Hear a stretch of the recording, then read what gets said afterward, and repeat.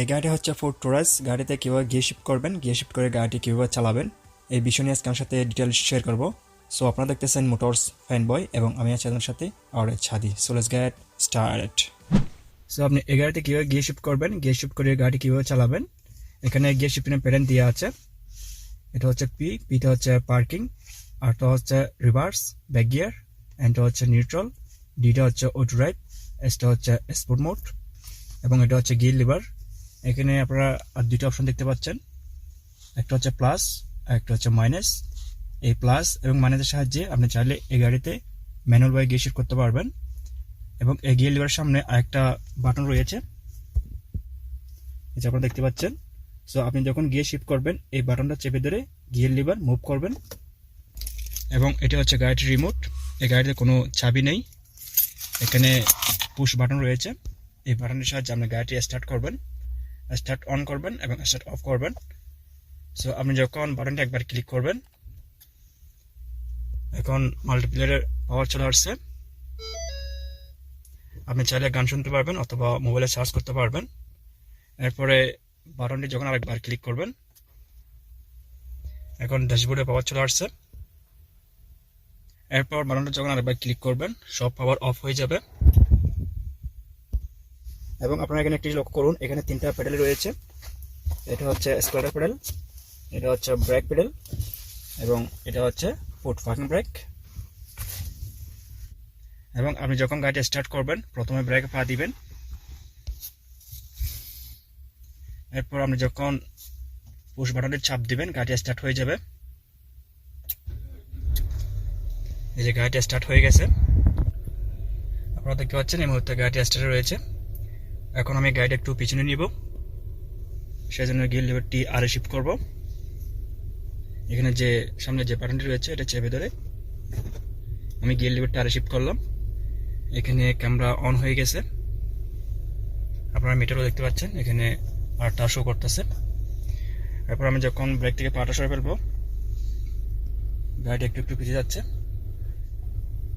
আপনি যদি একদম স্লোলি গাড়িটি পিছিয়ে নিতে চান, সেক্ষেত্রে আপনি হালকা ব্রেকে গাড়িটি পিছিয়ে নেবেন। আর যদি আপনি একটু স্পিডে পিছিয়ে নিতে চান, সেক্ষেত্রে গাড়িটির স্টার চাপ দিয়ে আপনি খুব দ্রুতভাবে গাড়িটি পিছিয়ে নিতে পারবেন। সো আমি গাড়িটা এখানে ব্রেক করব।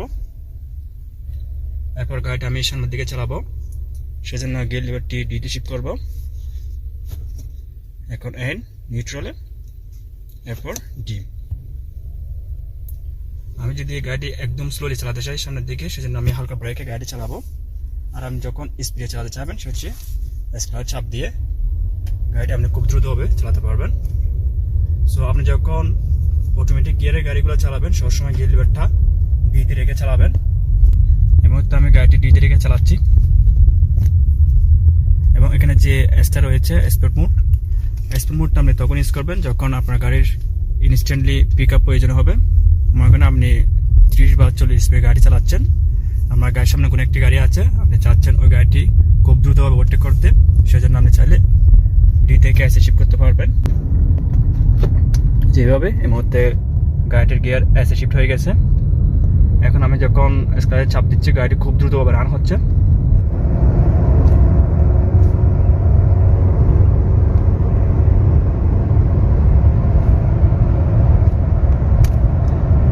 এই মুহূর্তে আমার গাড়ির স্পিড প্রায় 100 থেকে একটু বেশি।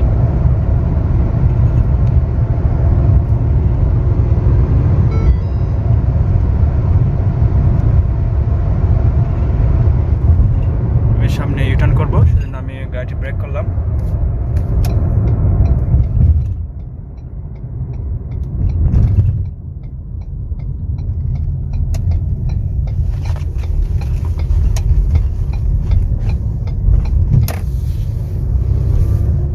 সো এরপর আপনি যখন আবার ডিতে নিয়ে আসবেন, তখন গিয়ার লিভারটা উপর দিকে চাপ দিবেন।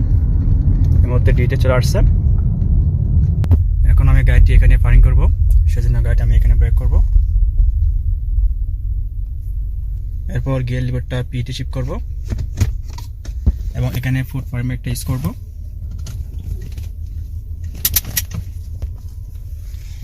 এবং গাড়ি স্টার্ট বন্ধ করে দিব। গাড়ি স্টার্ট বন্ধ হয়ে গেছে। এরপর আপনি যখন আবার গাড়ি স্টার্ট করবেন, প্রথমে ব্রেকে পা দিবেন, এরপরে স্টার্ট বাটনে একটা ক্লিক করবেন, গাড়িটা স্টার্ট হয়ে গেছে। এরপর গিয়ার লিভার ডিতে শিফট করবেন,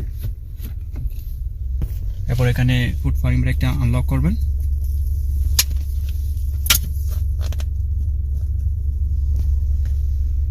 এরপর স্ক্র্যাচ চাপ দিয়ে গাড়ি চালাবেন।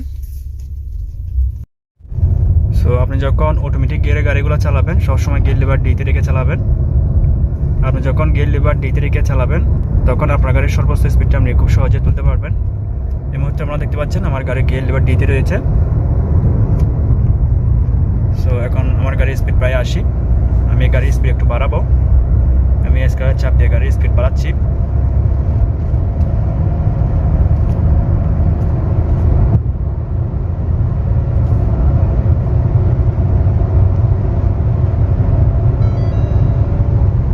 এখন আমার গাড়ির স্পিড প্রায় 120। আমি সামনে বাম পাশে টার্ন নেব, সেজন্য আমি গাড়ি ব্রেক করবো।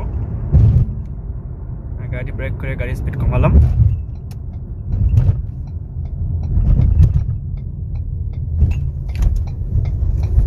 এবং আমি বাম পাশে টার্ন নেব।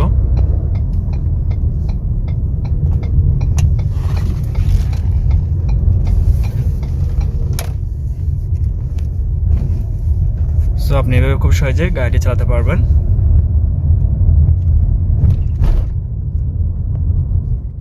এই গাড়িতে আপনি কীভাবে ম্যানুয়ালভাবে গিয়ার শিফট করবেন সেটা এখন আপনার সাথে শেয়ার করব। আপনারা দেখতে পাচ্ছেন এই মুহূর্তে গাড়িটির গিয়ার পিতে রয়েছে পার্কিংয়ে। এখন আমি গিয়ার লিভারটি এসে শিফট করব।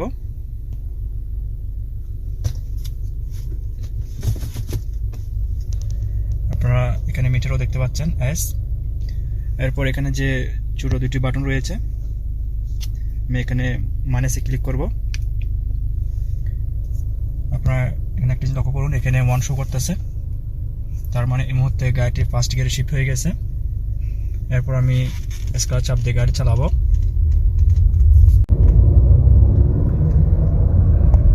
এখন আমি সেকেন্ড গিয়ার শিফট করব, প্লাসে ক্লিক করব। সেকেন্ড গিয়ার শিফট হয়ে গেছে। এখন আমি থার্ড গিয়ার শিফট করব, সেজন্য এখানে প্লাসে ক্লিক করব। থার্ড গিয়ার শিফট হয়ে গেছে। এরপর এখন আমি 4 গিয়ার শিফট করব, সেজন্য প্লাসে ক্লিক করব। এই মুহূর্তে গাড়িটির গিয়ার 4 নম্বরে শিফট হয়ে গেছে। এরপর এখন আমি 5th গিয়ার শিফট করব, সেজন্য প্লাস আরেকটা ক্লিক করব। এই মুহূর্তে গাড়িটির গিয়ার 5 নম্বরে শিফট হয়ে গেছে। এখন আমি 6 গিয়ার শিফট করব।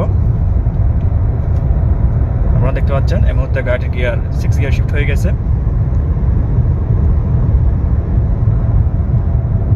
এই গাড়িতে 6টি গিয়ার রয়েছে।